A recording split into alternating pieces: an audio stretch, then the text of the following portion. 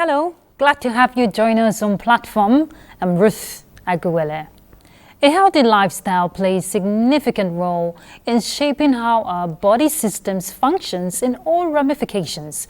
Making the right choices on what we eat, how we eat, and diet plans matters a lot. The focus here is not directly targeting your lifestyle. It's correlated, but your gut health is the focus. What do you know about the gut health? Have you heard of gut health before? If yes, how have you been caring for your gut health? And if you're among those who don't know anything about the gut health, then you're in luck today. We're going to be having an in-depth conversation on gut health. Experts say good gut health involves eating a diverse plant-rich diet, managing stress, getting enough sleep, staying hydrated, and exercising regularly. While poor gut health can manifest as digestive issues like bloating or constipation, mood changes, yes, fatigue, and may contribute to chronic conditions like inflammatory bowel disease and autoimmune disorders. And research also indicates that having a large variety of bacteria in the gut may help reduce the risk of conditions like diabetes, inflammatory bowel disease, psoriatic arthritis. In other words, your gut health is often related to your overall health. Now, to understand the impact of gut health, it is important to understand how the gut works, right?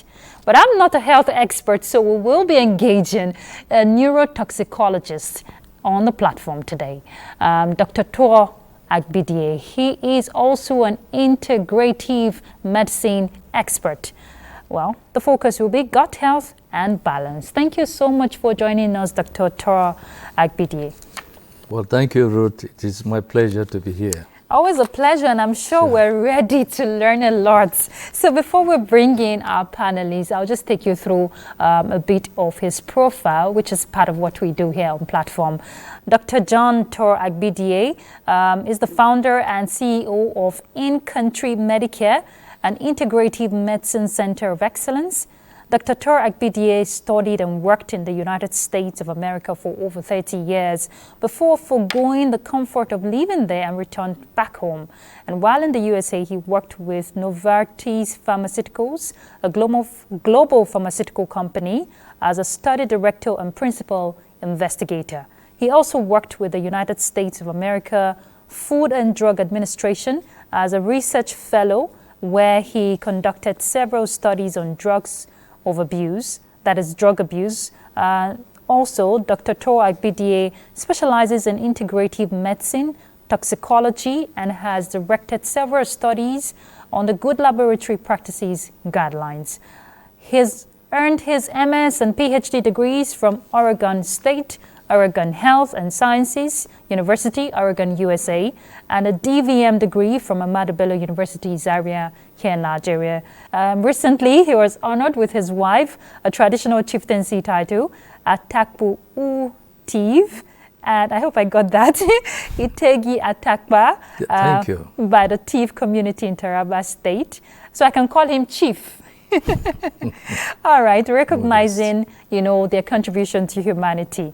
He's a strong health advocate, emphasizing the importance of having adequate sleep, at least getting 7 to 8 hours of sleep daily, which is crucial for a healthy life, which actually will be part of our conversation for today. Thank you so much, Dr. Tor Agbidie, for choosing to do this for us. Once again, it's my pleasure. All right, and our panelist is one of our health correspondents, Salwa Khalil Ibrahim. Thank you so much, Salwa, for joining us on platform. It's always a pleasure. Good to have you again. Thank you.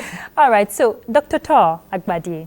Yes. Going through the gut health and doing some of my own, findings around just within the premises here, even before asking people not in the premises, you ask what is gut health, and some will give you their own definition.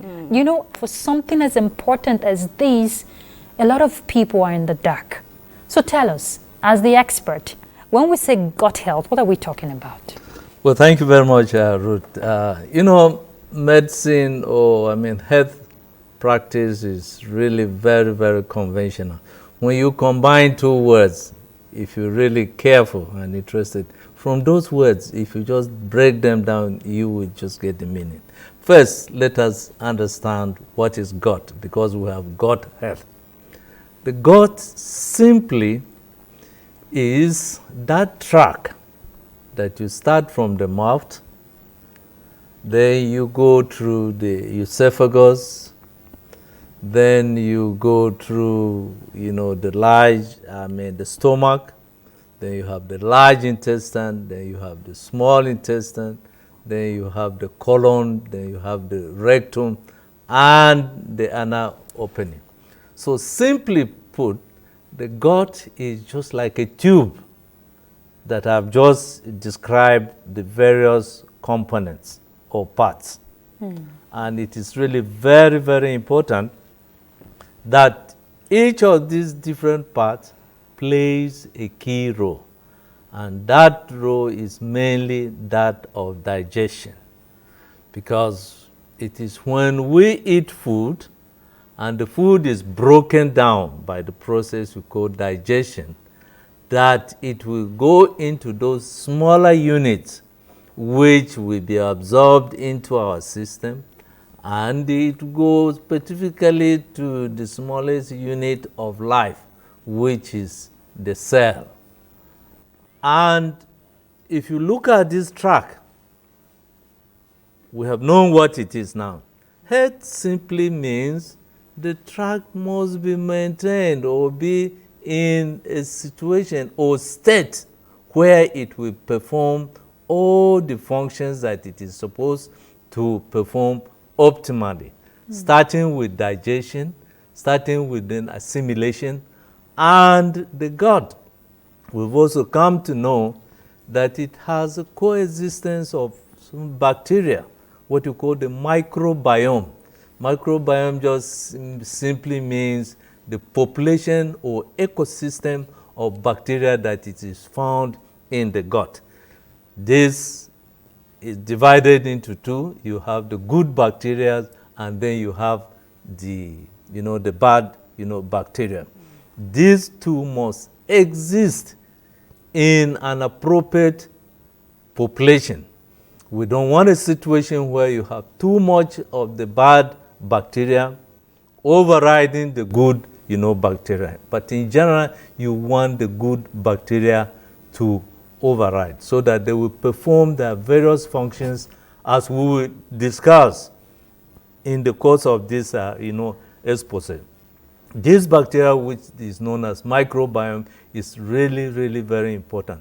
We've come to know, in fact, they are the ones that are also responsible with the digestion of the food that they eat. In fact, one of the functions that they do, they help in the digestion of the food that we eat. Also, these bacteria these days, we've come to know that they communicate with the brain. So that's why you say that the gut is now classified as the second, brain.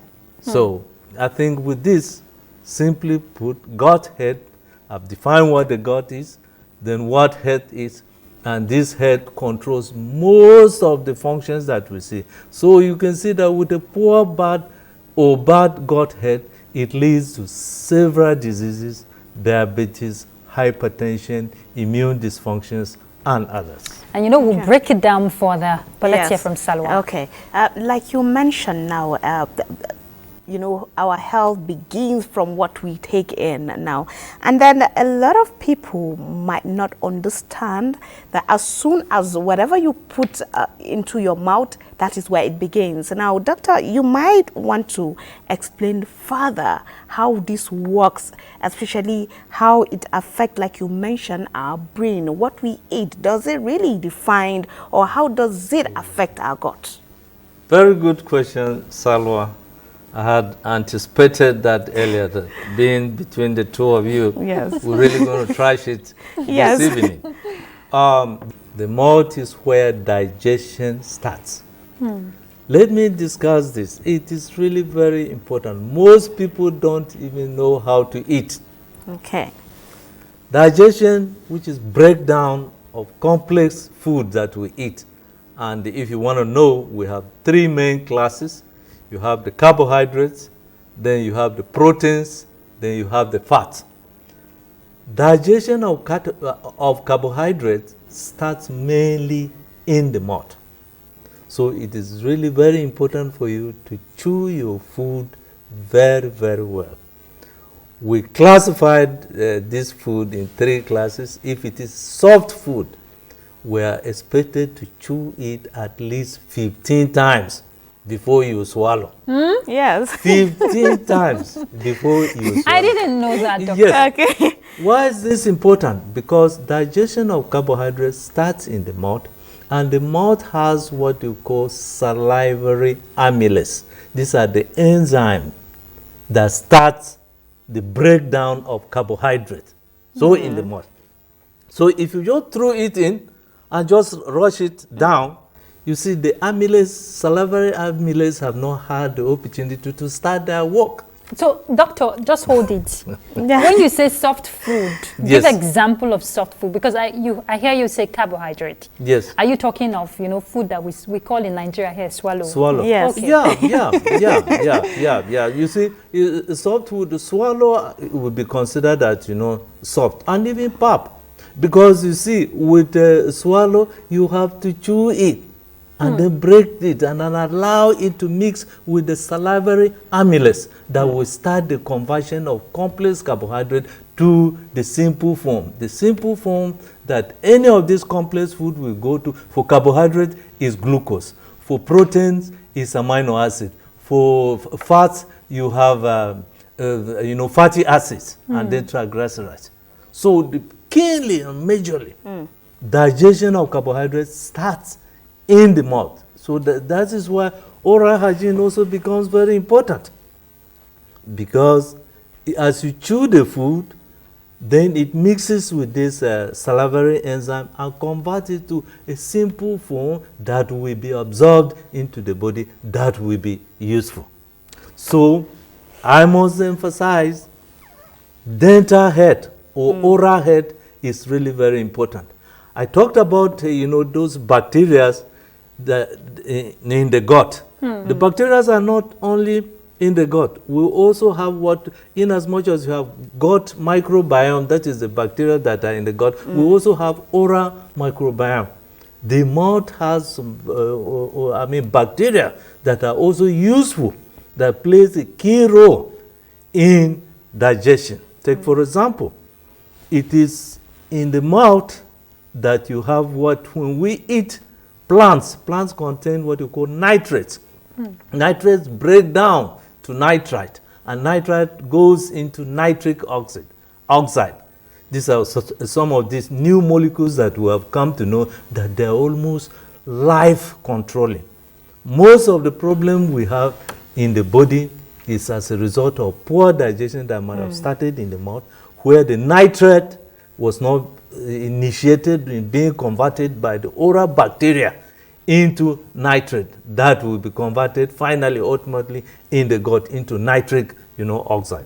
So I cannot overemphasize on the importance of oral hygiene. Okay. So you must maintain the bacteria in the mouth that are also very useful. By the way, if you don't want, if we did not know, the numbers of bacteria in the mouth is more than the bacteria in our, anal end. And that's why human bite is the most dangerous bite that you can have. Okay. Which could also affect digestion, is it? Oh, yes. That's what, as I explained, those bacteria are the ones that initiate, digestion. Just like I gave example of initiation of digestion of carbohydrates by the salivary amylase. It may sound very trivial, what you've just explained about chewing your food, which we see a lot of people just, if it's swallowed, they just swallow it because it's been termed swallow. I know people who don't even chew rice. They just swallow it. I was even having a conversation earlier, and a young girl was saying, why would she swallow her food? Why would she chew her, the food termed swallow? That she just takes it in. So we see that happen all the time. So doctor, tell us, what are the signs that you have a poor, gut functioning system? If the emphasis here is on digestion, the absorption, and all of that. What are the signs that your gut is not functioning properly well? Very good question, Ruth. But before I go to that, answer that question, let me emphasize why that chewing is really very important. If you don't chew to break down the food, you now push it into the stomach. The stomach doesn't have that capability, for example, for carbohydrate to start the digestion of, a carbohydrate. So the stomach has mostly acid and then either digestive enzymes that are found in the small intestine. So you see that your food has not initiated the process of digestion. It will just remain in the stomach. Yeah. Ultimately, you will be eating, but you will not benefit from the end products, such as glucose, that should have helped you. Now, let's go to your main question. That what are the signs that there are digestive problems? Yes. Number one, you cause it.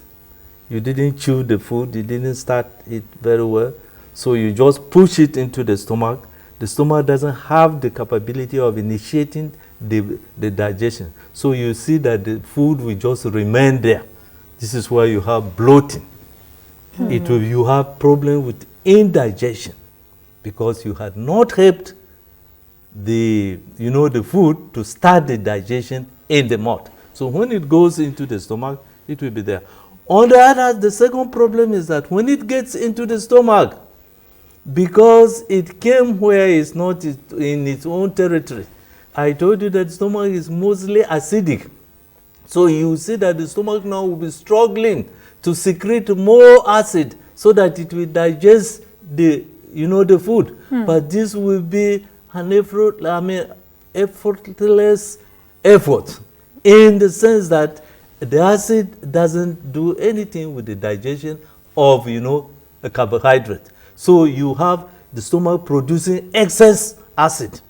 And this is what leads to conditions like acid reflux. Then you will also see that because the food has not been properly initiated in the process of, digestion, you will even be malnourished, although you are eating, but it has not started the process of breaking down. Then another problem is that you have a digestive, problem, things like, diarrhea, or you have what you call flatulent, gas, because the food is just sitting there. It had evaded, the process of, digestion that would have started in the mouth. The food will be and it will stay there for a long time, and this would cause gas problem, bloating, and flatulent. That when you pass, gas, it will be really bad. Also, another problem that you would have would be because the food has not been properly digested, it will remain there and become an impacted, component. This is what leads to conditions like some of these, disease conditions. Take, for example, colon cancer, for example. If you took the food there and it has not been digested, it is just sitting there for a long time. Then, through this, it will also cause, problem. Then, if the food is not digested, there is it can lead to so many conditions. You had mentioned some of them. There is a condition known as leaky gut. Leaky gut is where, because the food is sitting there, and as earlier described the gut as a tube, you will see that the lining cannot really take this food properly. So the food sits there and then it starts breaking down into some, toxins. Some of these toxins will not escape through that lining into our own blood system and cause a lot of conditions. Yeah. Things like, hypertension, things like disease, what we call lack of, immune support. Non-communicable diseases. Remember, we say that 80% of the immune system, our immunity is generated from the gut. So if you're having a poor gut, you see that your immune system cannot be properly, enhanced. You become what we call immunocompromised. Okay. So talking about immunity now, you go to our hospitals, you find a lot of patients, being put under investigation for one kind of disease or another. And then I know you mentioned the importance of gut health as the beginning of healthy living. If you could re-emphasize on that. Sometimes you hear somebody have been asked to do this test, have been asked to do that test, and nothing has been found. Could it be related to gut health? Certainly, yes. There is what we call, we said there's a balance that you age because of ages. Ages, the A stand for advanced glycation end products. What do you mean by this? For example, when you don't eat properly, and we're going to discuss how you should eat, properly. Yes, because I was going to get to that. It is really very, very important. This advanced glycation end product, which is just a combination of, carbohydrates and then protein, which is not supposed to be. If they are properly digested, each one of them will go to their own end products, and the body will absorb it into the cell to be metabolically useful. But once they are not digested, these things will now mix together. And when they escaped that barrier that I had earlier, discussed, there is what we call lipopolysaccharides. These are toxins from those bacteria that will go into the system and cause all sorts of, diseases. Mainly, disease these days is characterized by chronic inflammation. You have inflammation. You have immune compromisation. Then you have exacerbated production of free radicals. And then so many other things leading to oxidative stress. Okay, affecting our health outcomes. Of course. You see, when we talk about health outcomes, today we talk about 4 main things that can lead to our health outcome. And poor digestion promotes and enhances all this. Number 1 is the inability of the body cells to utilize oxygen, what we call anoxia. Then number 2 is exacerbated chronic inflammation. Then number 3 is what we call oxidative stress, overproduction of free radicals. And then immunity compromisation leading to autoimmune. Autoimmunity is now known to account for over 200 different diseases. And what do you mean by autoimmunity? Autoimmunity simply means the cells of the body recognize their own fellow cells as enemies and start attacking them. And once that happens, it leads to all sorts of diseases. So, from what we've gathered so far, strengthening the gut walls requires that you protect the body from potential pathogens. And it starts with the lifestyle choices you make, the kind of foods, you take into your bodies. Let's talk about that, the choices of food. The aspect of processed food that people can do without. It's become a norm. There's the high aspect of, food with high calories and all of that. But I'm not the expert here, doctor, so you tell us. Really very important. You see, there should be a balance. This is why we now talk about adequate diet and no longer balanced diet. The term balanced diet has actually gone to the curves. So we talk about adequate diet. What do you mean by adequate diet? First, if you look at it at the macro level, there should be a balance. The 3 main classes of food, you should take them, but they should be in a balanced ratio. And what then are the 3 main classes of food? Carbohydrates, proteins, and fats. So if you choose to be taking excessive carbohydrates, like you just get onto a mound of gari or pounded rice. yam or rice or any People of these guilty carbohydrates, of having rice every day. Of course, it's our staple food. they have their own consequences. As I said earlier, the end product of carbohydrate is glucose, which we call the simple name sugar. It means that the body is overproducing sugar. We've come to know these days that sugar promotes what? Inflammation. Sugar is also the substance or the substrate that cancer cells, feed on. Sugar, accumulation of sugar means lead to uncontrolled glucose level or sugar level into the body. It leads to diabetes. So you see that if you've chosen to take only one class of food in excess, you see what it can lead to.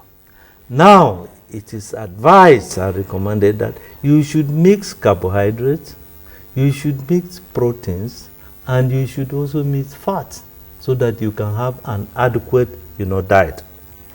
We've also come to know that while eating, we emphasize on greens, vegetables. It is very, very important. Why greens? You see, the body requires what we call micronutrients. These are vitamins and the minerals to perform the metabolic, activities. And the best way to get these vitamins and minerals is from green leafy vegetables, because they all come from the soil. The soil now, the plants will now absorb them, so they are in the plants when we eat them. I've said the importance of nitrates before. This comes from green leafy foods. The nitrate is what ultimately produces nitric oxide, which I say is that molecule that leads or causes dilatation of blood vessels so that the blood will flow smoothly. If you see that if the vessels are not dilated, the blood cannot flow properly. And that is the beginning of conditions like what? Hypertension. Because hypertension just means elevated, blood pressure. And once you have that, because the lumen, the arteries are not well open, the blood cannot. And another important thing, even when you look at the nutrients that we're eating, then the oxygen that the body needs to produce energy. If the blood cannot flow properly, you see these nutrients cannot even move around the body. Oxygen cannot even move around the body. And that will be the beginning of conditions like anoxia that I had earlier said. So we say disease is nothing but decreased ability of the body cells to utilize, oxygen. So, and we can go on and on. But there is a lot under this, topic. And honestly, this topic is highly and very, very germane. If you go out there, this is what most, health practitioners, especially in the advanced world, that are looking at, disease now. Disease is no longer when you come to be confronted with signs and then symptoms and things like that. Even when you say that you should go to the root cause, which is a holistic approach, and this is what integrative medicine is actually driving. Okay, so I was reading about the gut health, and I discovered that it can actually trigger mood changes. That when you're having a poor gut system, and I'm wondering, mood changes, that's weird. That's something one wouldn't even think Yes. about. So doctor, you want to explain that? Very good. You remember in the course of my initial discussion, we said that the bacteria in the gut, they communicate with the brain. In fact, the gut has the same what you call similar receptors and CNS, stimulators, what you call neurotransmitters. Just like that of the brain. They all interrelate. So, take for example, now if they also have neurotransmitters, that the enteric receptors actually sends out, just like the ones in the brain, and because they communicate, if you see poor signals coming from the gut, they are being transmitted straight to the brain. And where there's mood, anxiety, and affection is being controlled, it is in the brain. So if you have a wrong signals from the bacteria and what is happening wrong in the gut being transmitted to the brain, that's why Poor gut health can lead to conditions like anxiety, depression. This is the link. So if my mood suddenly changes in this conversation, I should go check my gut, right? Absolutely. Oh. Absolutely. All right, time check for Absolutely. us to go for a break. Okay. We'll be Absolutely, back. Stay yes. tuned. What are we doing as a nation to first of all settle our teeming populace, especially the youth? NTA's political package with a third eye on the nation's political scene. I am Fisa Ogunfuyi. Welcome. You have to be very careful giving space to people who are obviously sponsored to further the agenda of some other groups. There's a lot of questions. A lot of questions in a closed door sessions. Some of these issues, some of the problems bedeviling their In fact, between June 1st and July 17, 19-point-something billion has left the coffers of the NDDC. I can say my constituency, they need everything because we don't have anything.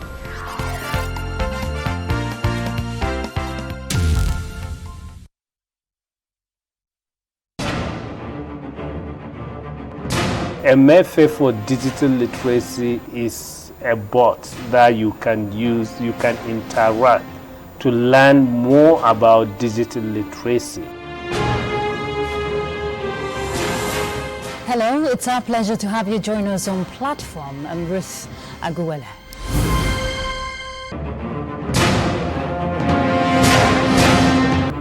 What is the yardstick for measuring everybody's moral integrity? It's critical at this point in time. How daunting has that been for the Institute in getting them abreast with all the legislative procedures? The fact remains that one training workshop is not enough.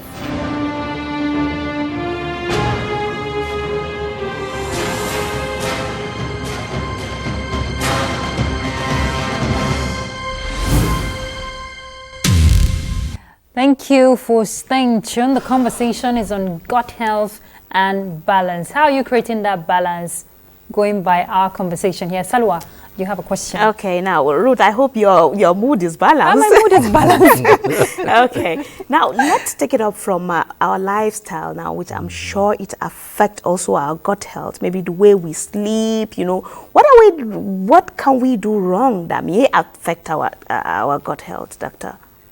Good. Let's go straight to, sleep.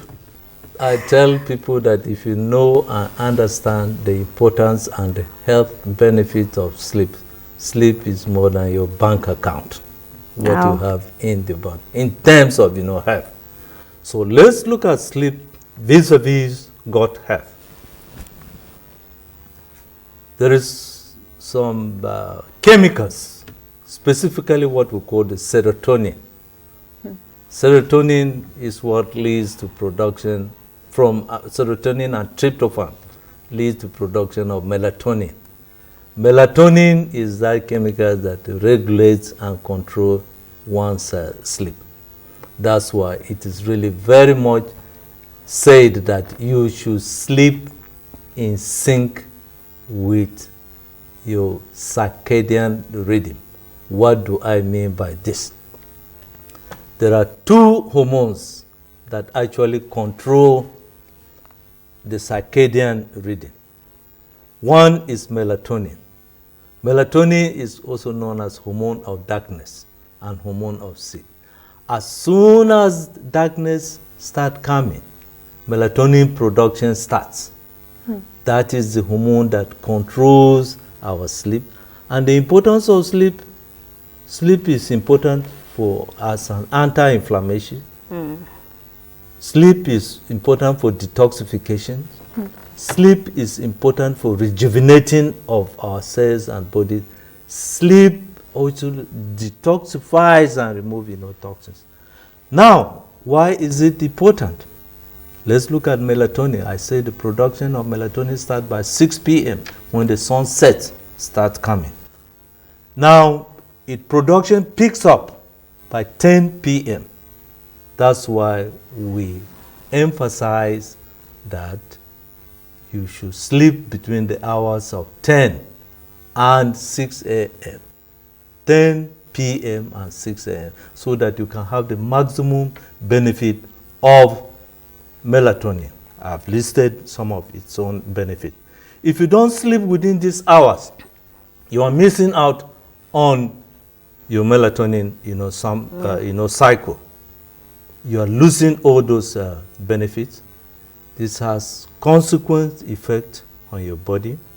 The rate of inflammation will go up. Now, the second hormone is what we call the cortisol. Cortisol is what actually wakes you up. These two hormones, they're like, brothers or sisters and this. Once melatonin goes away, then cortisol sets in. Cortisol is the hormone that wakes you up.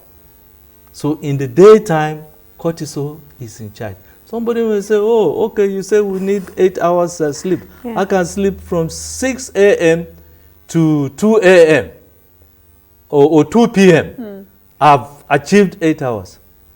What have you done to your melatonin, which is actually the hormone of sleep? You're working against the cortisol, which should be the hormone that keeps you awake during daytime. You are sleeping that time, struggling with your own cortisol. So the importance of when we should sleep cannot be overemphasized. So make sure you have adequate sleep. And adequate sleep is defined as that sleep which you get from what time? 10 p.m. to 6 a.m. Okay. Other things you may want to note is this. If you don't sleep well, it leads to so many disease, conditions. It affects the immune system. It affects, you have mental fog. You cannot even think, clearly. Remember, we had already linked the gut health with the brain. Yeah. Remember, the gut is classified as the second, brain. And why it leads to conditions like depression, anxiety, and this, which are not good for our own health. Doctor mentioned that sleep is even better than the money in your bank account. So which one do you prefer, the money or the sleep? I will answer that question after. That's right. Because I want to create that balance. We're talking about health and balance, right? Yes. So I need the money in my account. I also need the sleep. Okay. And which brings me to this question, doctor. A lot of people work overnight. They stay awake doing work beyond their control. And there are some persons in another divide who can't even find their sleep because they're suffering from one, malfunction. Insomnia. Yes, insomnia. Yeah. And so for persons like that, how with that balance, how can they get back sleep that is very important for their gut health? Very good question, Ruth. In general, this world is not a fair planet, and things don't go the way they should. And this is why, health-wise, we advise, and it is actually done in the medical profession. Nurses who are on duty for a number of days, they are actually allowed some days off, and that is to call and create for that balance. But it is rather unfortunate that is, the truth. CDC, that is the Center for Disease Control in the United States, has classified sleep deprivation as a carcinogen, meaning lack of sleep can lead to, cancer. So just to enlighten you. Wow.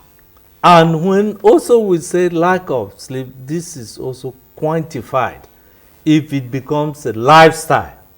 But that's why on a safer side, somebody who is maybe 5 days working, 2 nights, night, and then he takes 3 days off, he is able to regain and reclaim that deficiency or balance.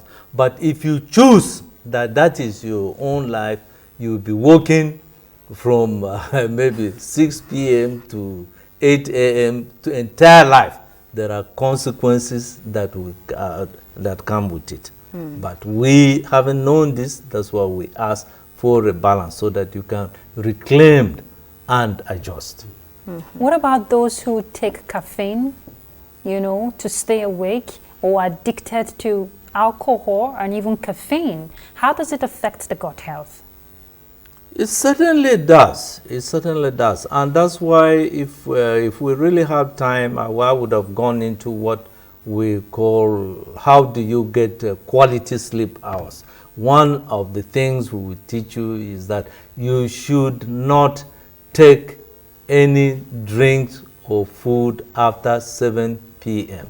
so that you can have 4 or 3 hours to the time that you're supposed to go to bed.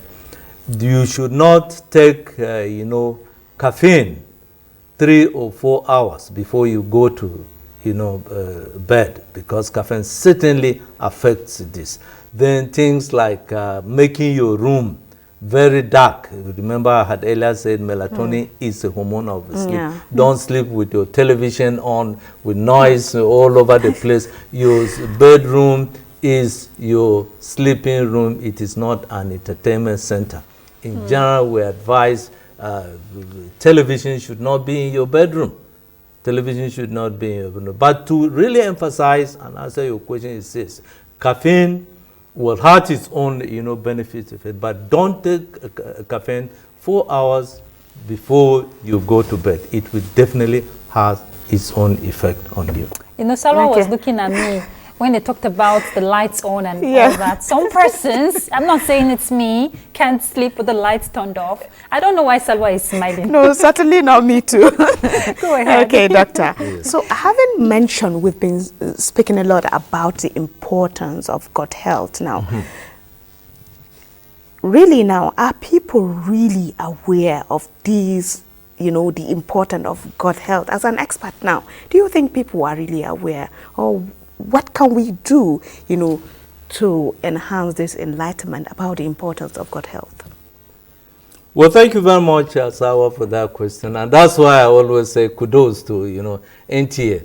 Honestly, as simple as you think this discussion that we're holding here is, if you go out there, most people don't have an idea of what we're talking about. But those who are good listeners, I believe that at the end of this conversation, they would have learned and know how to move their life, forward.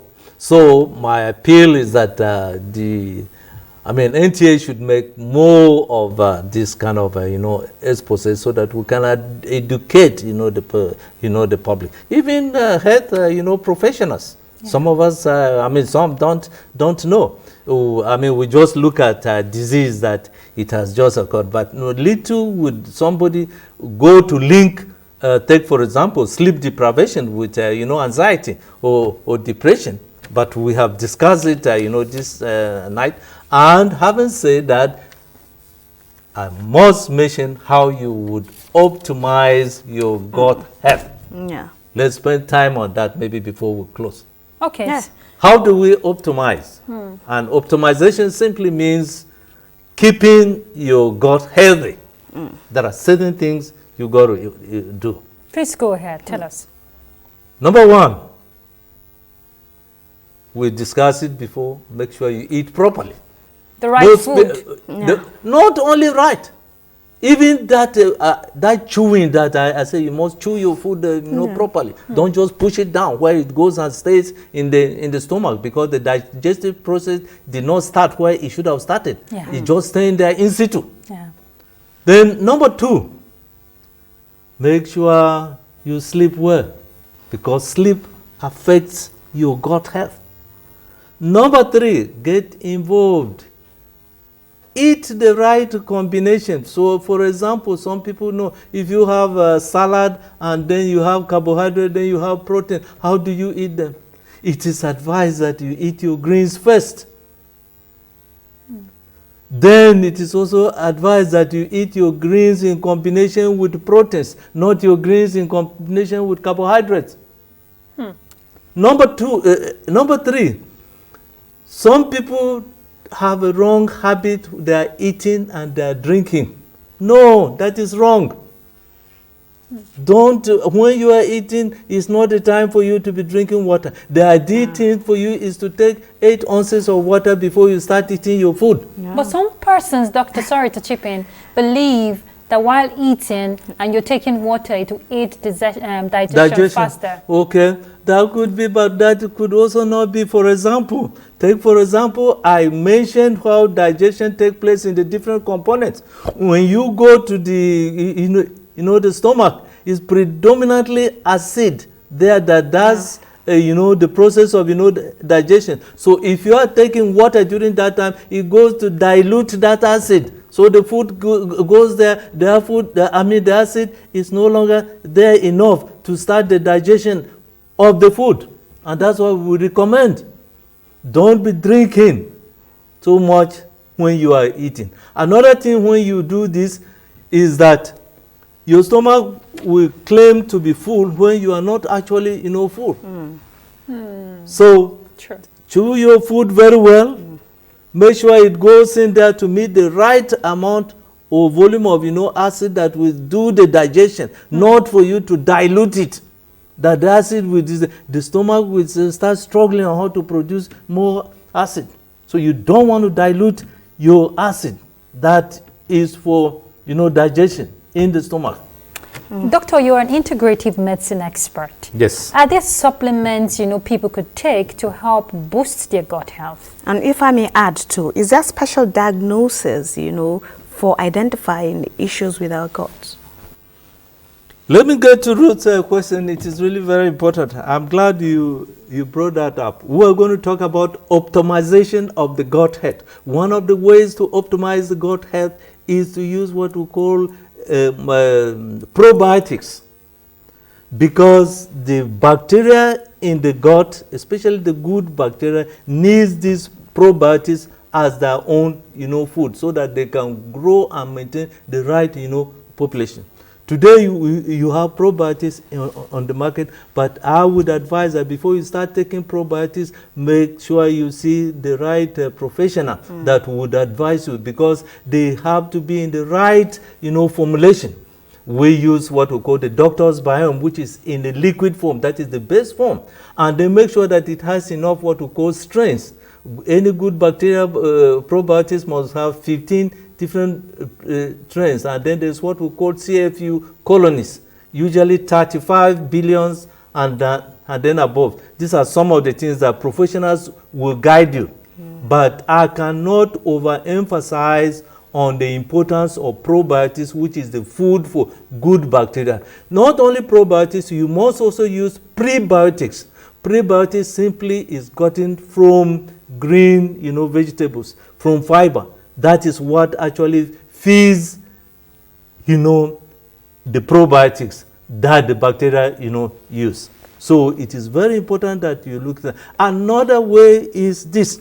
When you say probiotics, you didn't tell us where you get that from. Is it a drug or something? Oh yeah, there are natural sources of probiotics like this from dairies, yogurt. Okay. But personally, when you're talking to me, when I'm talking probiotics, I'm looking at what we call the super therapeutic level, because you're dealing with disease.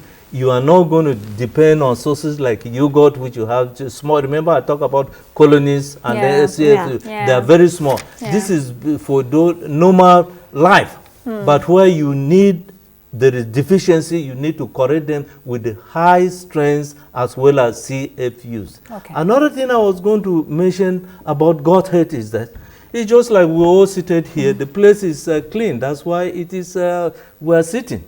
I'm sure if you had not cleaned these things for 2 or 3 days or 4 days, we can't sit here. So there is need for us to clean the gut. That is what we call what?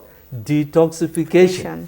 There are ways and process of doing this. So all patients that come to me, the first thing I do to them is what we call colonic cleansing. You send them where the colon is, cleansed. Because as I said, if digestion has not taken place properly, you will see that the food will go and stay in one place like that, especially the colon, and it will be impacted. Bacteria will grow. This is one of the things that even causes colon cancer. So you go and clean this through what we call colonic, cleansing. Then after that, you maintain yourself on what we call coffee enema cleansing. The coffee enema is really very good. It removes this, and that's why it is very important. When you are doing this cleansing, you must also be taking probiotics, because you claim you may lose some of the good bacteria, but so you need the probiotics, which is their food, so that they will regrow, back. So but I cannot overemphasize the importance of colonic cleansing and then coffee enema. So, Doctor, we have to go. We have to wrap up this. This cleansing is very important, and I'm sure people will be curious. How do you go about the cleansing? You go to a hospital or what? Oh, definitely, yes, especially colonic cleansing. And some of these things, in those days, our mothers, our grandmothers, they know. You remember when a child is really stuck, they will put something in their own head and push it and then get the poop up. And as I've said, on average, person is just harboring about 10 to 25 tons of poop in their own colon or stomach. So that should be cleaned. So you have to go to the hospital, especially colonic cleansing. But as for coffee, the coffee enema detoxification, you have kits. And the kits like this, this hot water kit that you can get and get a special coffee, and then you prepare it. There's a way that you can prepare. Then you put it at the other end, and you see what comes out of your body. Wow. Okay, so that will be a consultation people will look for you for. But detoxification is very important. Yeah, because Dr. Tora Bidi, we have to leave the conversation there. It's a lot. And we want to appreciate you for enlightening me and Salwa here, and not just us, even Nigerians, because there's a lot to learn. Now I know how important my gut health is. I have to sleep, especially with the lights off, and I have to eat right. And then, of course, balance. Yes. Okay. So thank you so much, Dr. John Tor Abigdie. He's an integrative medicine expert and, of course, a neurotoxicologist. Thank you very much. My pleasure. Always my pleasure. And again, thanks NTA for this opportunity. We will keep on. All right. Salwa Khalil Ibrahim, thank you so much for your contribution on platform. Thank you, Ruth, for having me. All right. So we've been having the conversation on gut health and creating that balance. Now you know why you should listen to your gut. It's very important. Just take your health seriously. Do the needful. And, information is power. If you didn't know about the gut health, I'm sure now you do. So it's one step knowing is another step acting on it. And that's Platform and Ruth Aguwele. Bye.